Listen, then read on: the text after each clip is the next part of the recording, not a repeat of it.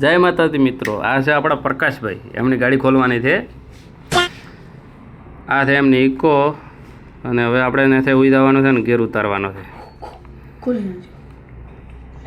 રૂકો જરા સબર કરો. આપણે ચોકડી ખોલ નાખી છે.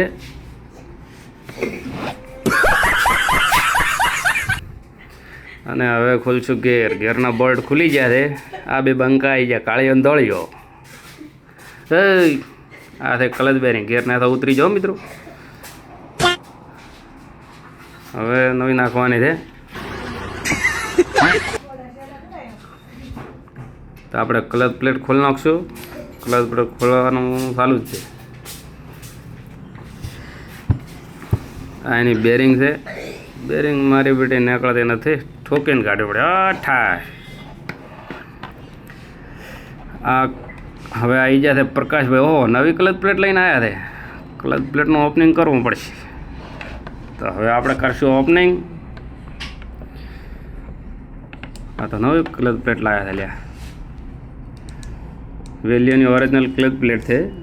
અને હવે બેરિંગ જોઈ શકો તો બેરિંગ પણ ઓરિજિનલ જ લાવ્યા છે.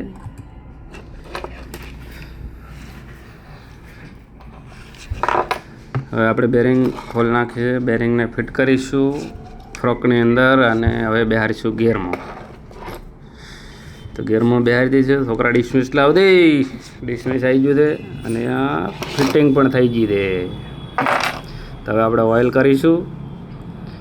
અને ઓઇલ કર્યા પછી તમે જોઈ શકો છો મિત્રો કેટલી પ્લે છે.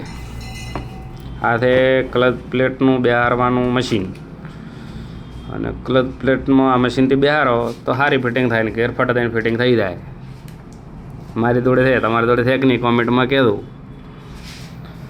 જેમ કે આ ગેરમાંથી જ નીકળે છે, ઇકોના જ ગેરનું છે એટલે.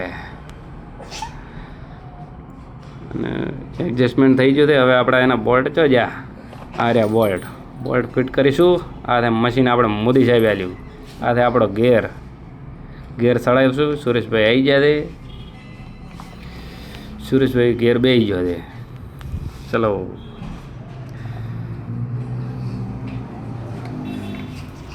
આપણે એક્સેલ પણ ફિટ કરી દીધી છે. ગેર પણ ફિટિંગ થઈ ગયો છે. અને હવે 15 જ મિનિટની અંદર ગેરનું કામ લઈ લીધું છે. તો મજા આવી ગયા. હાથે એમની ગાડી થઈ ગઈ. ઓકે, હવે ટાટા બાય બાય. પ્રકાશભાઈ હેડ્યા જાય કમાવા.